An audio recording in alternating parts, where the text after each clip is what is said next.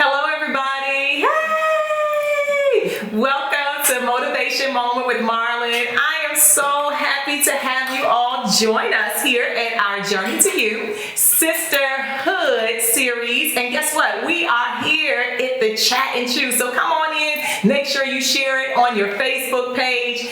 Tag all your friends. Get everybody. In fact, grab you a meal too. And come on and sit down and chat and chew with us because we want to talk about some hot topics, some things that's truly going to bless you. I have my dear sister in Christ, Pastor Angelique Simmons, right here. Y'all know Pastor Simmons. Everybody know Pastor Simmons. She's everywhere. She is everywhere, literally. So I'm so glad to have Pastor Simmons. I have my sister Cookie here with us. Y'all give Cookie a shout out. Put some hearts in the comment section. And I have Miss Gabby here. Gabby is the little boss queen doing major things. I'm telling you, she's doing some great things in the kingdom of God. I also have with us, we have Lady Butler and Dr. Carter. They're just hanging out, chilling out with us. You know, we just pulled them on in. All of us color coordinated. It was nothing planned, but that's how you know you got a real sisterhood. Y'all agree? That's when you know you got a real sisterhood. So listen, I'm just giving y'all some time because I need y'all to share this. This episode is going to bless you. For those of you that have been following us, you know,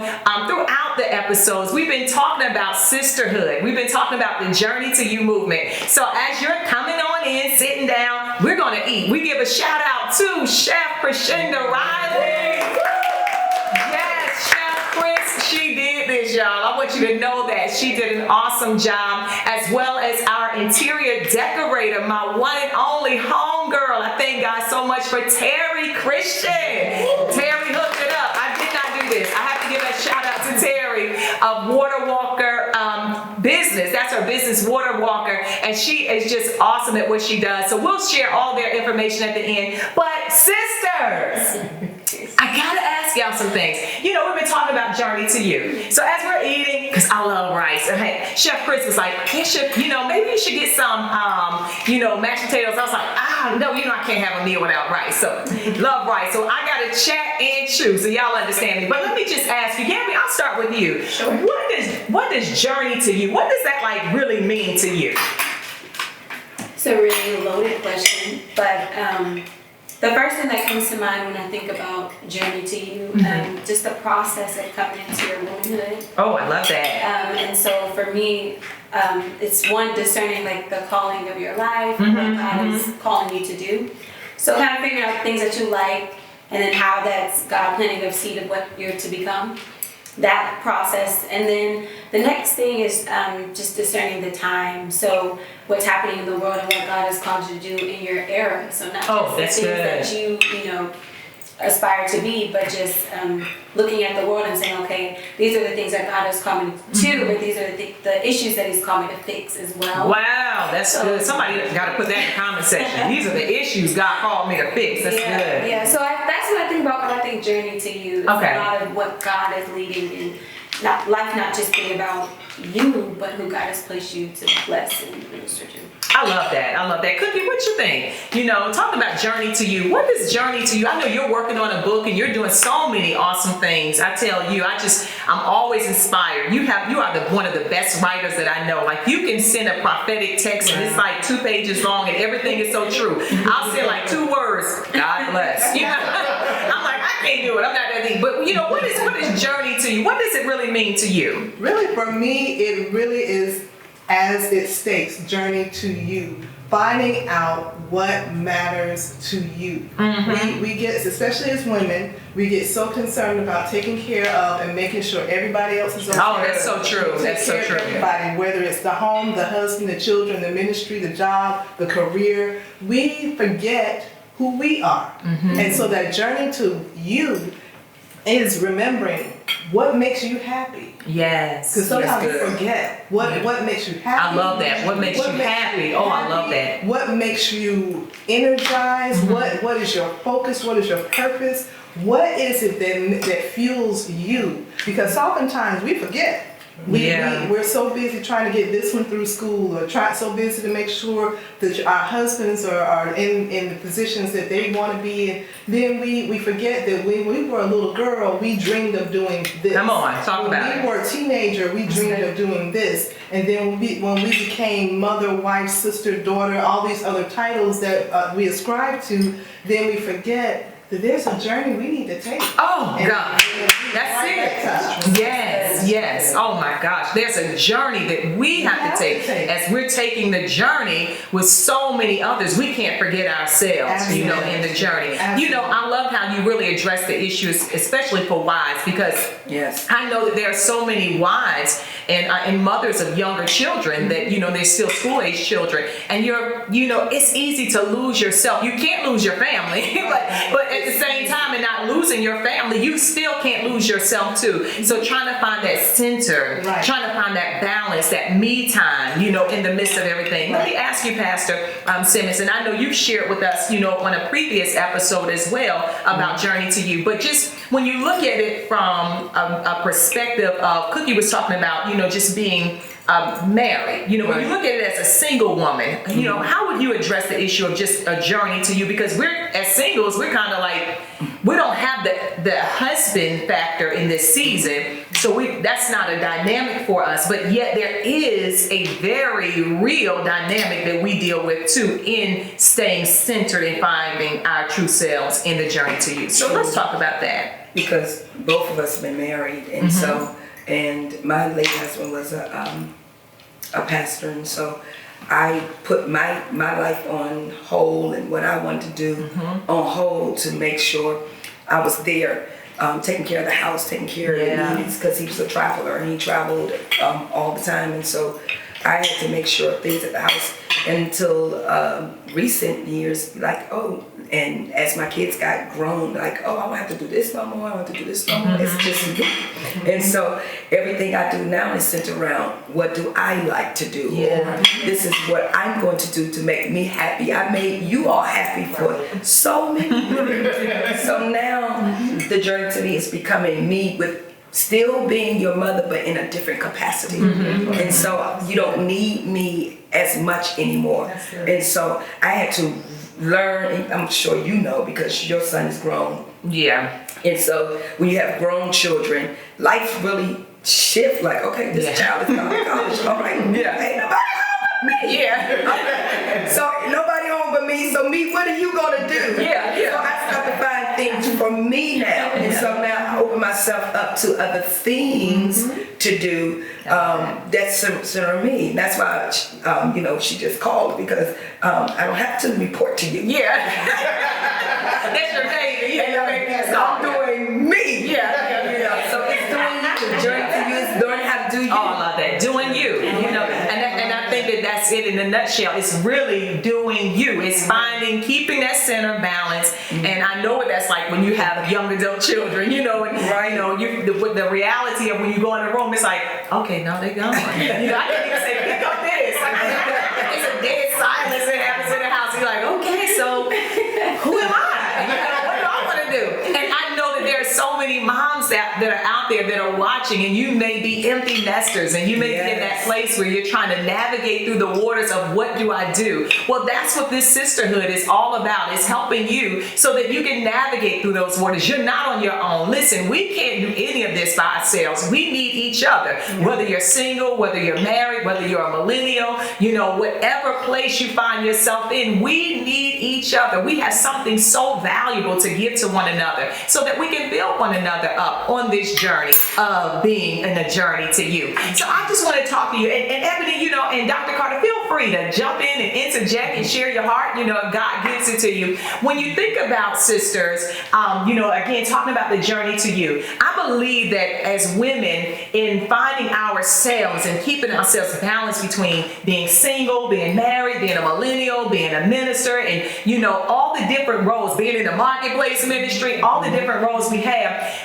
I've discovered that the thing that keeps you centered is having core values. Like, you have to have values. You have to have standards. Sometimes we're looking at certain television shows and, people just do anything. And some of our young people, and even our babies, they're kind of gravitating to that. And people think it's funny. And they'll put them on social media where they're, speaking profanity to another kid, or, just like, what in the world? It's a lack of core values. And I think in this age of social media, it's something that we need to talk about. You know, we're as women of God, you know, we always talk about faith, and those are great topics. Lord knows I'm a word of faith preacher. But we have to go back to what are those core values? Sometimes you may not have been raised with them, but at some point you come to an age to realize I am going to do this, or I'm not going to do this. I'm going to hold up to this standard, or I'm not going to hold up to this standard. I tell people as a single female pastor, there's nothing keeping me from sinning. Like if I wanted to sin and have sex with somebody, I mean, let's just talk. We grown. I'm certain at this time of the hour, people watching me, they grown too.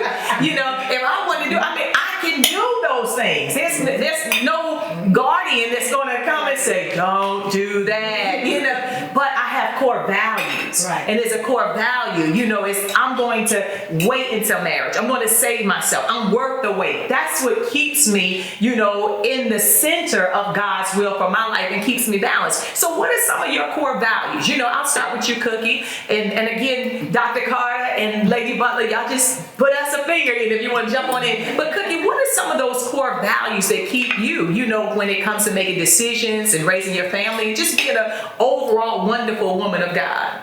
I think for me, you said it again, you interjected it a moment ago when you said standard. There's a certain standard I cannot go under. Yeah. It's been engrafted in me when I was a child. There's certain things, as my grandmama used to say, you just don't do. Yes, yes. You know, you if you're gonna be a lady, be a lady. That's if you're it. gonna be something I else, love that. be that. Choose one. Choose one.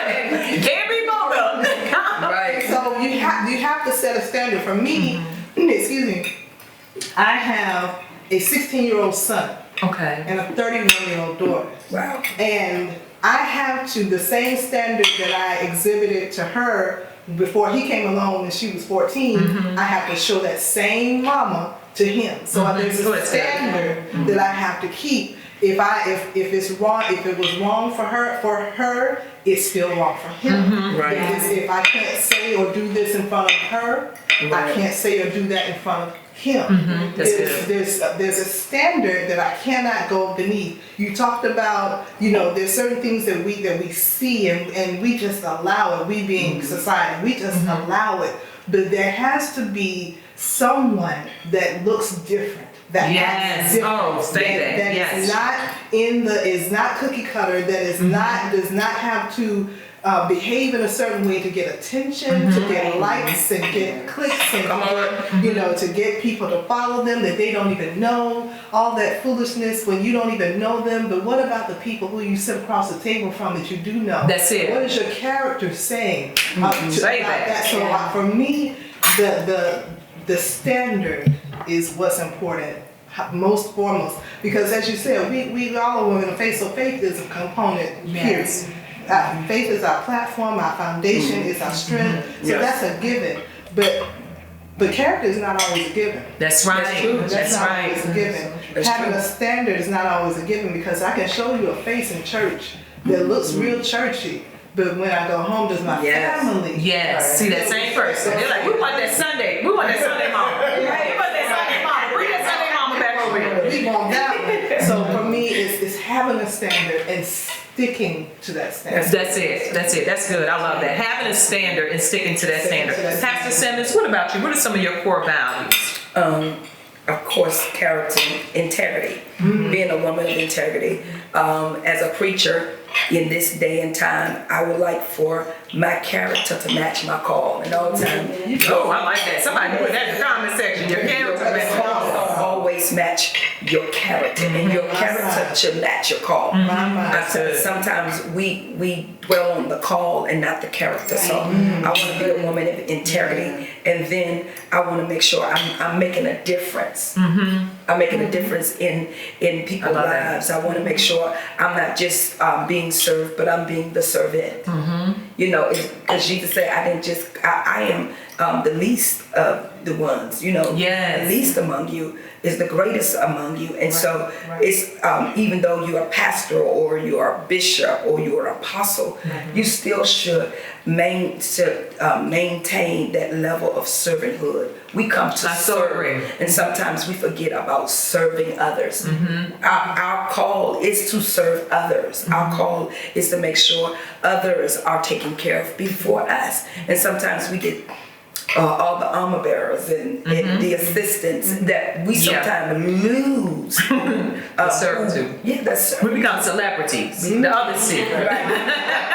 Right. We need to become servants and continue that servanthood and that servant heart. Yes. That's what God called us to from the first. He said, come on, be fishers of men. Not men be fishers to you, but you be fishers to men. Go get them. What do? You go out of your way. And we forget to go out our way. Be a friend. Learn how to be a friend. Yes. Sometimes we talk about sisterhood. Sometimes we don't know how to be a friend. You know, we want everybody to be a friend to us, but do you know how to return? Come on, say that. Do you know how to be a friend? And yes. I've become, I'm 50 years old, and so I've learned that to be a friend to others. I think I've learned how to be a friend to others. I try my best to be a friend to others. That's good. So one of your core values, you would catch me. You would finish your sentence when I just put the chicken in my mouth. Y'all know the bird is holy. You know, the chicken in my mouth. Okay, let me finish chewing, and then I'm gonna kind of sum that up real quick. So let me pass it again. Let me make sure I finish chewing. So Gabby, what are some of your core values? Okay. So when I think about core values, I kind of couple it with this idea of my mantra for life. Okay. And so I have this little philosophy that if you don't have like these core values and these mantras that you have, then you kind of go through life with no direction. So it's like this blind, journey. We're talking about journey. So I really follow these like three like mantra, these rules.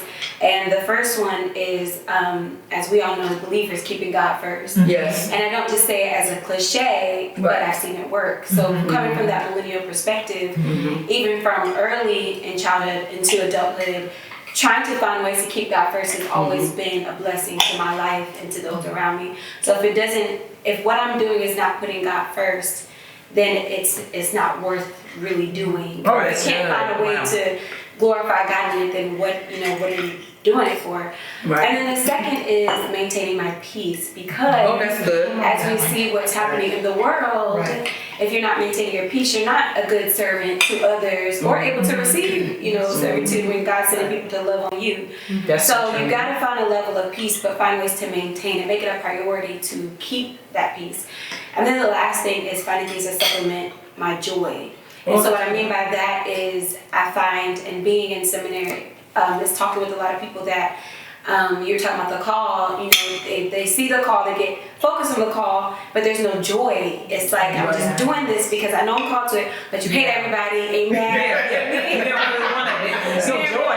There's no joy. So finding how what God has called you to do brings a vibrancy and a joy and a lightheartedness. It's not saying there's not difficult moments to sacrifice, because there's a lot of sacrifice, but just being able to find things that say, okay, these things also bring a level of God has joy, God gives us joy, and these things should do that. So that's my favorite things. I think we all want to adopt you at this point. You want a daughter I was supposed to always have. I'm going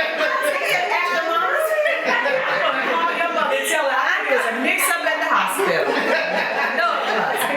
Listen, we're talking about the Journey to You movement for all of our sisters, and I want to encourage you to get my new workbook, Journey to You. It is truly been a blessing. It's been a blessing to so many women of God that have picked it up. Some have purchased it on the digital download. Others have actually picked up the copy of Journey to You, because as we're sharing, different things that God put on our heart in this chat and chew, we don't want to leave you with just head knowledge. We want you to be able to walk this thing out. The workbook, one thing I said to everyone that's, a part of the Journey to You family is that you got to do some work. And I'm telling you, the ladies that are part of this 21-day journey challenge, they'll tell you, I pour out my heart every single day in the a challenge to just help women of God as they're on their journey. No one person's journey is the same. This is not a self-help book. It's not a one-time fix. Some people may actually even go through the Journey to You 21-day challenge 2 or 3 times before they actually get to, see the results of what they want. But you got to stick with it, and you got to stay with it. So as we've been talking, my website has been coming across the screen. You can go there at www.motivationwithdrmarlyn.com. Grab a hold. Get this book.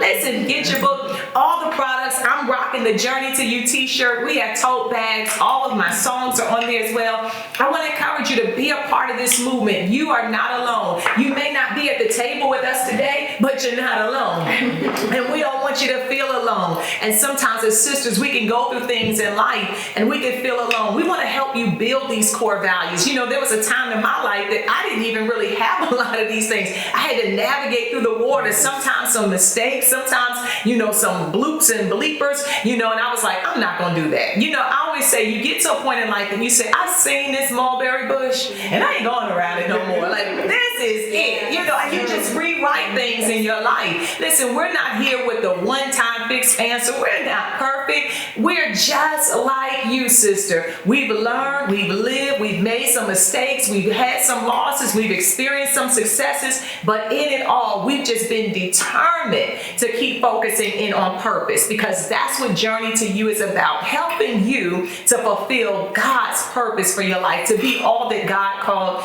you to be. So as you're sitting on in, and I know you're ready to jump on the website and get a hold of these books, before we kind of get a little further in, I want to ask you all, because this is something, especially now that I'm single, this is something that has really come up, and I know a lot of single women talk about this, and there are a lot of married women that I know that are dealing with the after effects. Did y'all catch that? There are a lot of single women that talk about this, but there are a lot of married women that are dealing with the after effects, and that is being unequally yoked.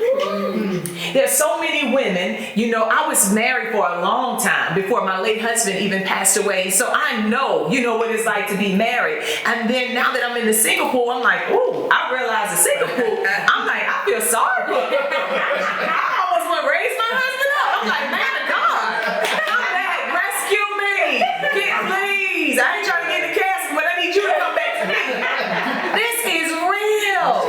This is real. And I'm finding out that some people, everybody ain't living holy. You know what I'm saying? People are compromising. And I said to someone recently, I said, the thing is, when flesh birth a relationship, flesh has to try to maintain it. And so when you become unequally yoked because your flesh birthed that relationship and not your spiritual walk, as you grow in Christ and that person isn't growing, it cannot be maintained because you had sex outside the marriage covenant and flesh birthed it. So flesh can't birth, it can't maintain what the spirit has not connected you with, and who the Spirit of God has not connected you with. Now, there are some miraculous situations. Y'all, let's praise God for the ones that work. Y'all, thank God. Come on, y'all know y'all got the best hand. Yeah, you know that somebody where it just worked. He wasn't saved, she was saved, but he came in. Those are one-time shot deals. Every once in a blue moon, something like that will happen. But for the most part, we all know somebody who connected with somebody who they were unequally yoked with. And I know a lot of married people that are just miserable. They're just miserable, but they're just doing life. And I have a lot of single women who want to be with somebody, but they know that that person is not there. Like they don't share the same core values, spiritual values, and that person is causing them to compromise in their stand for God. Because people are like, it ain't no big deal. Sex was, before the marriage covenant. It's 2020. You got to still hold on to them antiquated thoughts. I'm like, yeah, I'm still holding on to them antiquated thoughts. Yeah, that's my value system. So how important is that? I'll start with Cookie, and then I'll ask Gabby, and then Pastor Simmons, about being unequally yoked.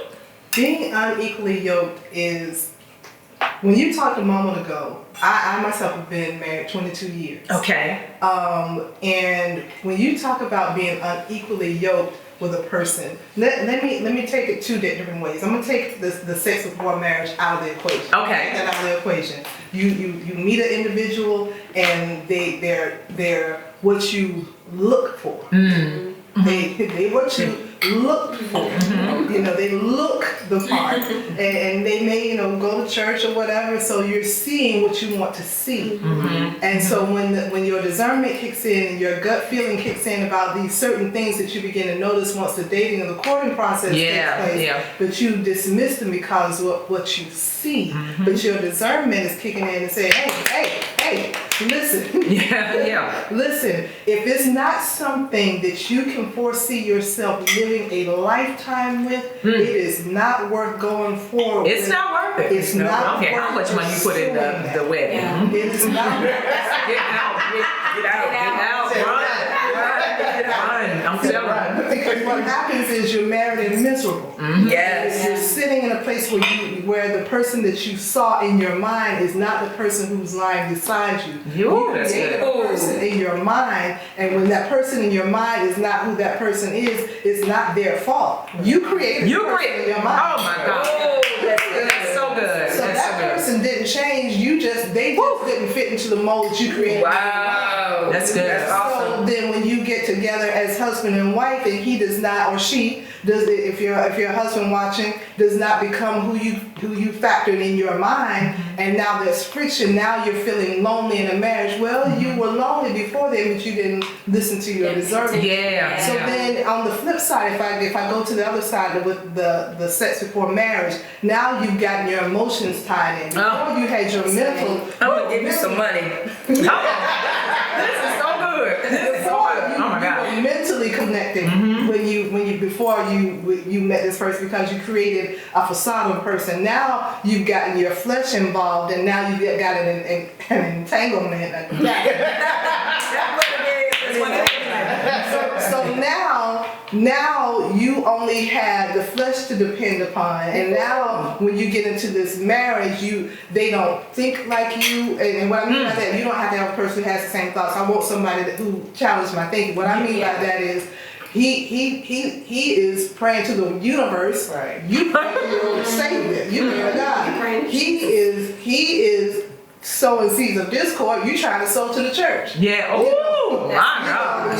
You trying to manage the money of the household. He doesn't know how to manage money at all, and so y'all never came on a common ground. There was never a discussion on how money would be handled, how sex would be handled, how the household would be handled, how children would be raised. But we were good in one position. In one position. Woo!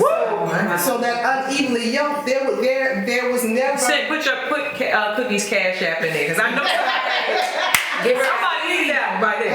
That's gonna set y'all free, singles. I'm telling you. Go, Cookie. I didn't interrupt you. Go.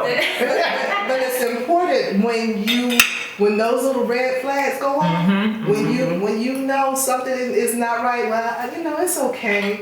I can change him. You cannot change him. You ain't wrong. They not want to. That's the thing. You should want, if anything, you should want better for an individual, but you should want that because that's what they want for themselves. Yeah. But you should never want to change someone because you'll be frustrated in your life. You'll frustrate your own destiny and put it on the side, like we were talking about earlier about doing for others. You'll put yourself on hold trying to fix somebody and try to reshape somebody who's already made it.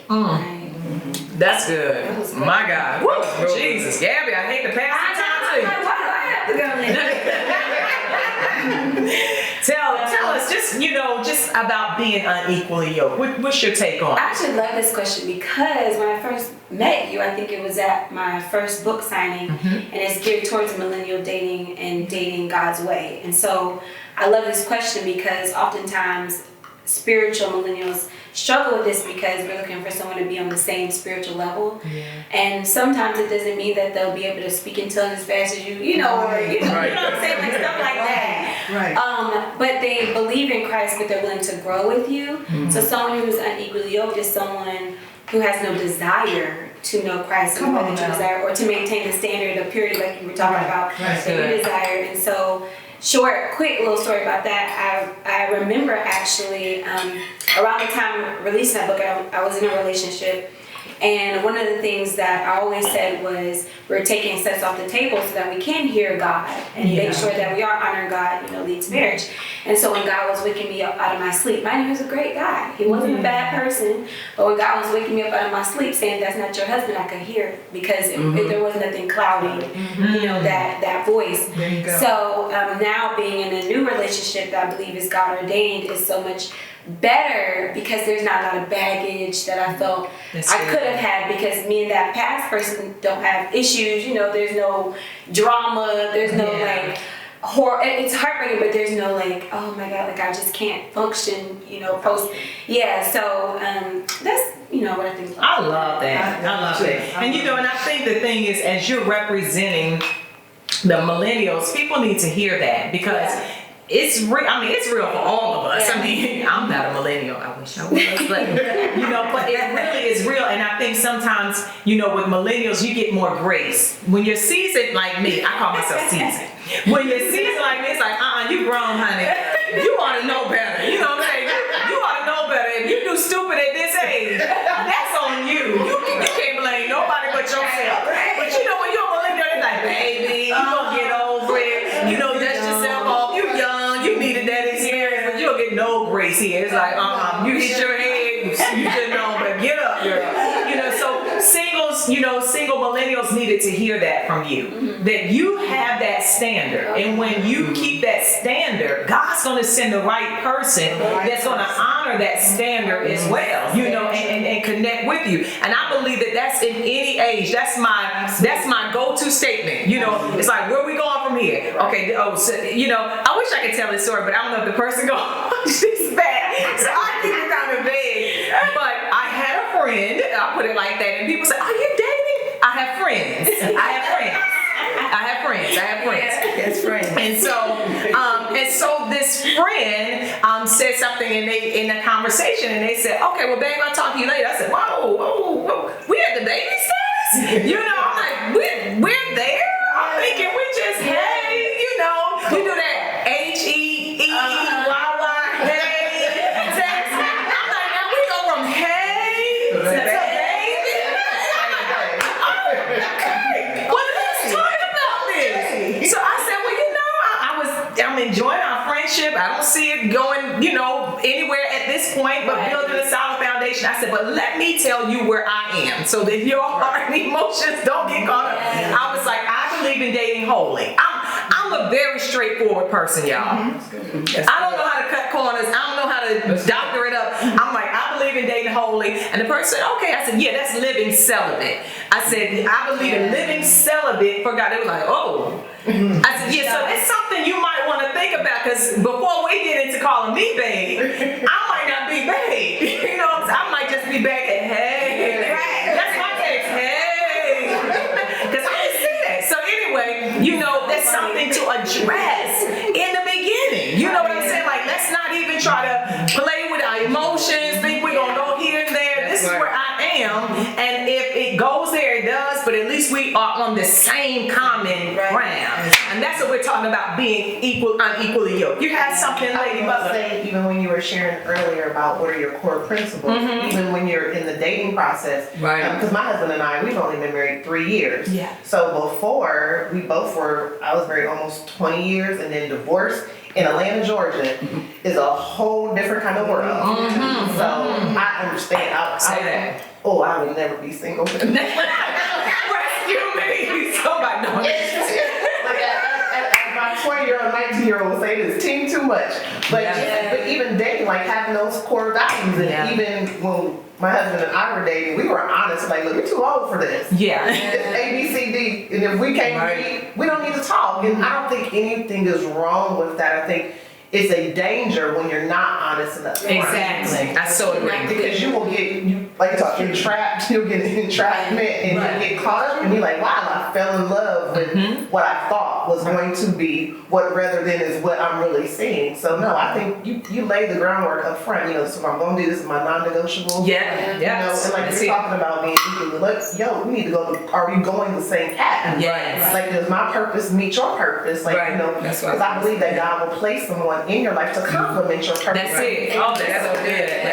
That's so good. So you can build. real. Yes. And and I think that that's the key thing. Again, talking about purpose, God has somebody that's assigned to your purpose. Purpose is, what the Lord sent you in this earth for, and He has that right person. And I believe oftentimes as singles, now that I'm in the pool, I understand the dynamic. Sometimes women just get desperate and they settle. It's like, well, I'd rather be with somebody than be with nobody. But the thing is, you don't want just a body, because that's going to get old. When you have just a body sitting in your house, they start stinking. The things that didn't bother you in the dating process, it's like, why are you still here? It's like, we got married. You know what I'm saying? You live here. It's like you don't realize how that stuff will start to affect you.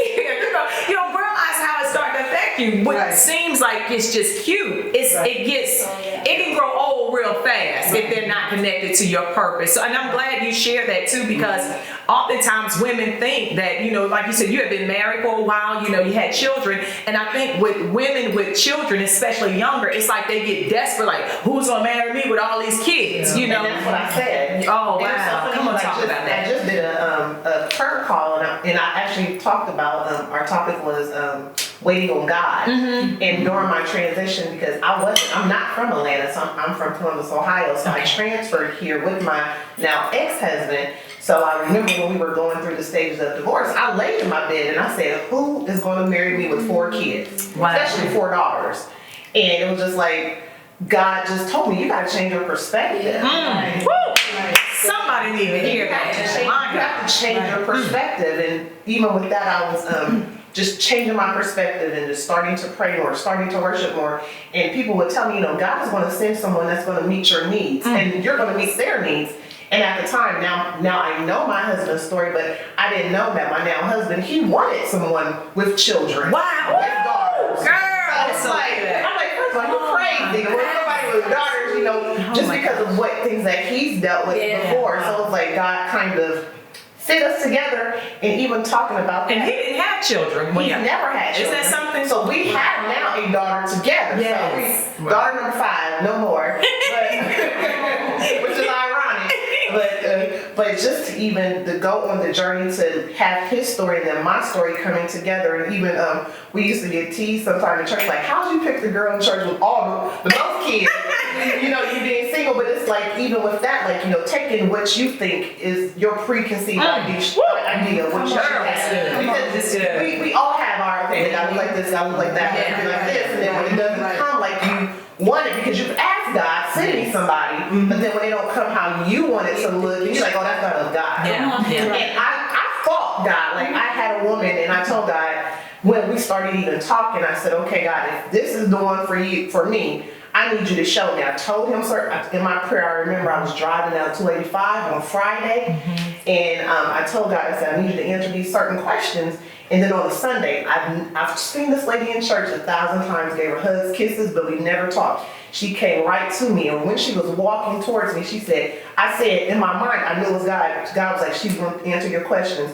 And she came to me and was like, Sister Ebony, she said, God said, and I was like, you're about to answer my question. And she did all the questions that I had. I just broke down crying because she answered them, so I knew that was God. And she came back that Wednesday night on Bible study and was like, God said, you don't believe me.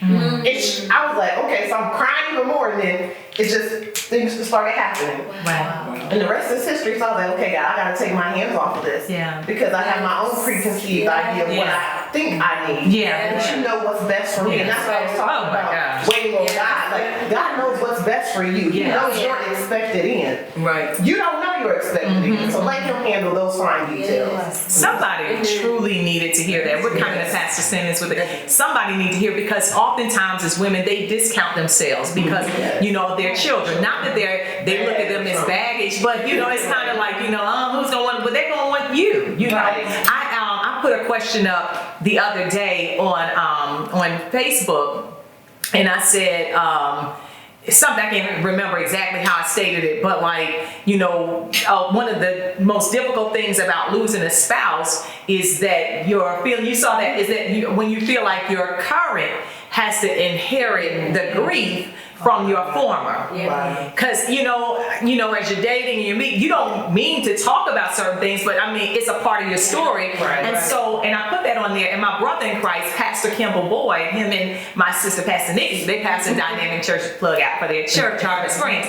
And Pastor Boyd commented on there, and he said they are. He said, but that's what they're built for. It was something like, and I was like, I was just like, wow, like, you know, what you try to avoid, because you he's one of a kind. Yeah, he's definitely one of a kind. And it's like what you try to avoid, you realize that the person is fit for your assignment, like you were saying, you know, Lady Butler, they can handle it. You know, they can handle it. He was praying for daughters. You know what I'm saying? He was praying for life. He was praying for that. And you're thinking like, they're not gonna, you know, they're gonna want somebody else, and you know, this and that, especially him not having children and then being in Atlanta, which they say the pool is so small. I tell people, you only need one. Right? It's gotta be one. And if they're not in Atlanta, God knows how to psych them in. You know what I'm saying? He'll bring them on in. He'll bring them on in. So thank you so much, because women with children, they needed to hear that. You know, they really, just like my situation with grief. I was just like, I don't want to always talk about it. I'm trying to, you know, you try to move forward, and I still love my late husband. So it's still kind of fresh and new,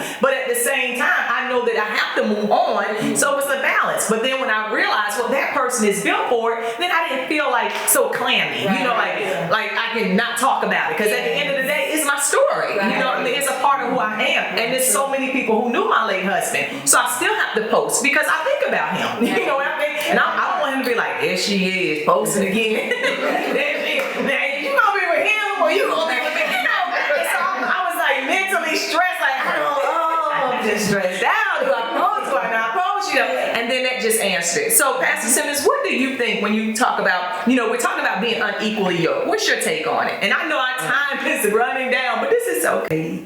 Butler was saying, I pray, Lord, I need somebody to fit my purpose. So I'm going on 14 years single since being married. Yes. And so I'm like, Lord, and like you do have this ideal person in your head, because I'm like, I'm a pastor, and I was like, I don't want another pastor. I don't want this. I was telling God, I don't want this. I don't want that. I ain't marrying no pastor. I'm gonna find me a businessman. But do the businessman fit your purpose? Come on. Come on. Where I'm taking you, can he handle where you are, and can y'all go somewhere together on the journey that I'm taking you? The way yours, I think. And right, can you handle it? And so I needed somebody who understood ministry. Yeah. And so I had like, oh, Jesus was a list. And so we narrowed the list down. And so we narrowed the list down to come to, Oh yeah, I know one. right, to conclusion of who that individual could be that could handle me, my family, ministry, where he sees me, because he will speak, oh, I see you here, I see what I needed that person to understand my journey. I needed the person to understand what I do. I needed the person to understand my call. I needed the person to understand, not just to rate me of my call, Wow, that's good. but to understand my call and to be a part of my call. Yeah, that's And good. so when that person started talking, and we were friends, and I'm like, and that person like, I know what God said. I said, okay, you know what God said, you gotta speak to me. The Lord will have to speak to me. I need God to make it clear. And then the Lord just started bringing confirmations. And so there is somebody, he will be he's not a secret, but he is private. So, I love that. And you know, and I love how you said that, because to handle you, sometimes people don't realize what I've discovered. People want an image. Like they'll see me. I'm like, girl, that's makeup. You know what I'm saying? You know, that profile picture, I got the best makeup artist. But on a good day, I'm fighting to put lashes on. I'm holding on. I was holding on to that. I'm like, come on, lashes. Don't stop me from being great. You know what I'm saying? You know, and I don't feel like looking like Bishop Marlyn Thomas, like an image. And so I realized that people are, you know, people that are coming sometimes, they just want that image, you know. And I'm trying, like you said, you got to weed them out. You know what I'm saying? You have to weed them out. You know, it's like, no. And so I put posts, most times I post, I'm very transparent. I make posts me singing in the car, playing basketball. You know, like I'm like everywhere. So you have to be able to handle my multi-personality and be able to carry it and not just get caught up in the preaching aspect. Right. Some people just want a female pastor. It's like, I just, you know, it's like, oh, I get this, oh, you're just so pretty. I'm like, what pretty got to do with it? Right? You know what I'm saying? Pretty ain't got nothing to do with purpose. Because who knows what I'm going to look like in 10 years? You know what I'm saying? Won't come and control you. Yes. Oh, girl. That take over. I'm like, yeah.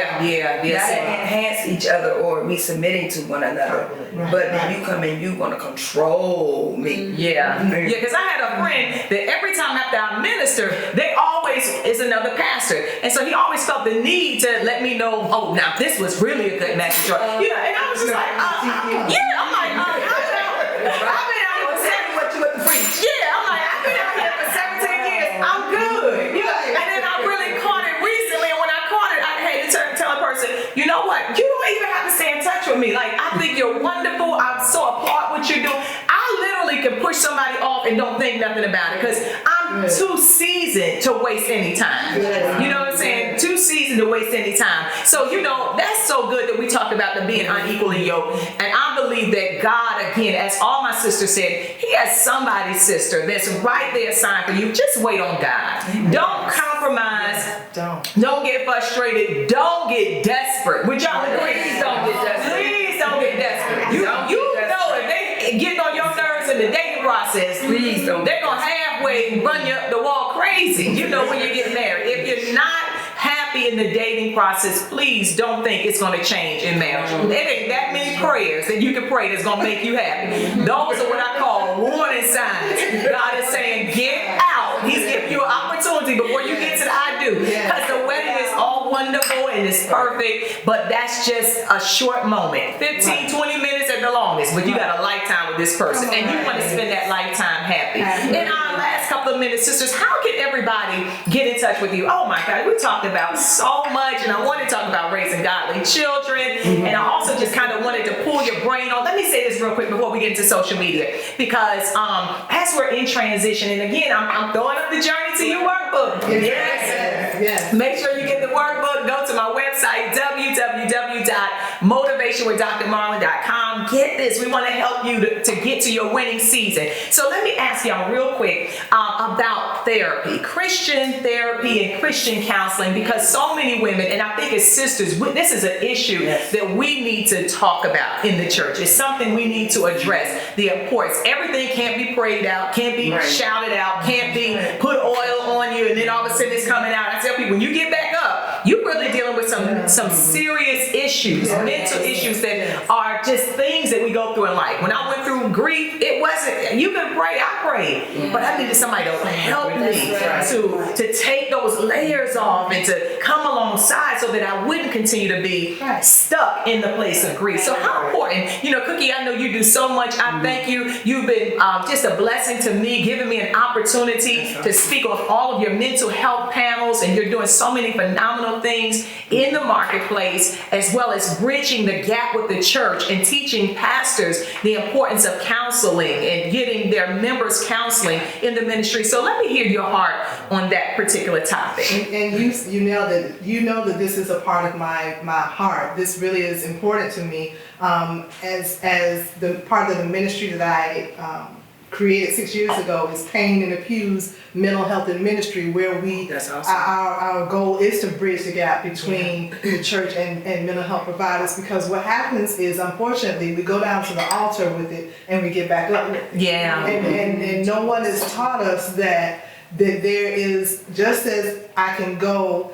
and have a toothache, and we all know if you have a toothache, that thing hurts everything. That thing hurts everything. And I can go to, and I can say, Bishop Thomas, pray for me, I got a toothache. And I believe by faith that it can be healed, but if I don't get to the root of it, if I don't get the pain can go away, but the issue is still there. The issue is still there. So the same with our mental health. We have to be as concerned, as strategic, as involved, as about our mental health as we are about our physical health. The thing that has been detrimental to our community is a phrase that we've heard. I know I've heard it. I'm 51. I know my mother has heard it. She's 80. That phrase, what goes on in this house stays in this house. And the problem is the house has gone from being the residence to the church house. So what goes on in this house, whether it's emotional distress, mental distress, people have experienced a myriad of things. But because we have not been taught to talk about it to a professional, we've been taught to hold it in and just give it over to God. But then nobody really, we say those words, give it over to God, but nobody really taught us how to do that either. So we say filler words that sound encouraging, but it's so detrimental. So we have this thing in our culture where we don't go to talk to therapists because we're going to be assumed that we're crazy. Well, define crazy. What is that? So then we grow up with Uncle Johnny who stays in the basement, and we don't really talk about Uncle Johnny because he's just different, and we just want to leave him. And so we don't ever get Uncle Johnny for help for PTSD for when he served in Vietnam. We just take him a plate downstairs and it should be okay. And we don't talk to grandmama about how she had to raise her children by herself, that she was molested. We don't talk about grandmama being molested. We don't talk about mama who had to deal with, hearing voices and not knowing what it was, and so she just drank to kind of deal with it and self-medicate. And so it's important that we, and the examples I gave are vast, but they're not extreme. They're more common than we know. And it's happening more often than we know. But the good thing is there's help. Right now we know we're in the midst of a pandemic, and there is telehealth. You can sit in your bed, living room, car, wherever you want to be, and get a therapist online, and they can talk to you and help you. And one thing I saw, if you all watched the show This Is Us, it was very powerful when he said the other day, one of the characters was talking about having, he strategically sought out a particular kind of therapist, but he began to realize this is what I need. And that's the same thing with our mental health. When you realize, okay, I feel more comfortable talking to a female therapist, or maybe I feel more comfortable talking to a male therapist. Whatever works for you, get the help. Yes. And that's the key thing. We want everybody to know, get the help. As Cookie was saying, and I love the different scenarios and stories you were sharing. I literally saw that story about taking a plate downstairs and the things people never talked about in the family dynamics. And,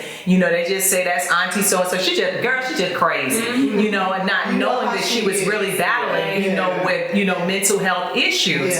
And so we have to get past just putting a label on ourselves or others and actually seek counsel and help, because that's what God wants. Sisters, this has been just an awesome time of fellowship. Let me just ask you, Gabby first, and then Pastor Simmons and Cookie, how can our sisters that are watching, they may want to get in touch with you, follow you on social media, how can they get in touch with you? Sure. Hello, everybody. You can reach me at GabbySimone_B. That's Instagram and Twitter. Again, that's GabbySimone_B. And my website is GabrielleSimoneB.com. So GABRIELLE, Simone, SYMONEB.com. And as each one of our guests, as they're talking, it's also being put in your comment section. We're putting it in there, putting all of our websites, social media. So follow us, because we've got some great content on our websites as well as on our social media posts. Pastor Simmons, everybody know you. But it might be one person out there that just, I don't know how they could have missed it, but how can they get in touch with you? My website is www.angelic, spelled like angelic, ANGELIC, ministries.org, or you can reach me social media, Facebook, Pastor Angelique Ministries, Twitter, Angelique_Simmons. Instagram, Angelique_Simmons, or you can come visit me at 1320 Rock Cut Road, Forest Park, Georgia. Total victory. Total victory. And well, I know y'all have some upcoming events. I know we're not gonna date it, but I was listening. But they always have some dynamic events. I love your praise team. I love going over there. Y'all just are doing great things in the kingdom of God. I always say you have the perfect building. I need that building. I need a building just like that. God, give me a building just like that. But I love that building. Cookie, how can we get in touch with you? Okay, well, you can reach me on all social media platforms: Facebook, Instagram, Twitter, and it's Pain and Glory. It's Pain with a Y, PAYNEANDGLORY.com, as well as our website, which is the same, www.painandglory.com. You can also reach me at Epitome Coaching Life. That's EPITOME coachinglife.com. I love that. And again, it's being put in your comment section as each one of our guests are talking. I just thank God for Lady Butler hanging out with us at the table. You're like, how can we get in touch with her? Her and her husband, Pastor Carl Butler Jr., they are associate pastors at the church, and you can always get in touch with them. Pastor Butler is on social media as Carl Butler Jr., so you can follow him and follow his wife as well. And Dr. Carter, she'll get me if I tell y'all her social media, because she was one that like creeped on social media, you know, and she don't really like to be on social media. So you can just find Dr. Carter at Lifeline Family Worship Center. Just come on down to Lifeline. And for those who may not know me but have tuned in to watch our show, I'm Bishop Marlyn Thomas, Senior Pastor at Lifeline Family Worship Center, the host of Motivation Moment with Marlyn show. This was our chat and chew time together. I'm just so thankful for my sisters that came to hang out with me. We had a delicious meal. I was trying to get like rice caught in my teeth and everything. It was so good. So again, shout out to Chef Chris. She did a phenomenal job. We thank God for everybody that tuned in. And right before we get ready to leave, I always like to leave our viewers with one word. And I'm even coming to you, Dr. Carter, as well as Lady Butler. And what's the one word? This is our climax of the Journey to You show. So what's the one word that you would say to our sisters that's watching, that you want to just leave them with this, you know, fingerprint signature? You could do this particular thing. So I'll just go around the table. I'll do Gabby, Lady Butler, Dr. Carter, then I'll do Cookie, and then Pastor Simmons, and then of course I'll give my last word. Okay, mine is just let God love you. Oh, let God love you. I love that. Let God love you. Pastor, Lady Butler. I was thinking, you're worth the wait. Woo! Love it. You're worth the wait. All right, Dr. Carter. And I would say balance. Just get yourself in a balanced place, spirit, soul, and body, and then everything else will open up for you. So, let God love you. Let God love you. You're worth the wait. Balance. Okay, Cookie. Walk in your purpose. Walk in your purpose. Yes, yes. Pastor Simmons. She took mine, so ask God to make you whole. Oh, I love that. I love that. Ask God to make you whole. And my one word that I want to leave you with is win. You can win with the hand that you are dealt. There's nothing too hard for God. The Bible says we can do all things through Christ, which strengthens us. So that tells me right there that we can always come out with a win. So make sure that you continue to share this. Tune in for the next episode of Motivation Moment with Marlyn. Put some hearts in the comment section. Let my sisters know that you appreciate them for hanging out with us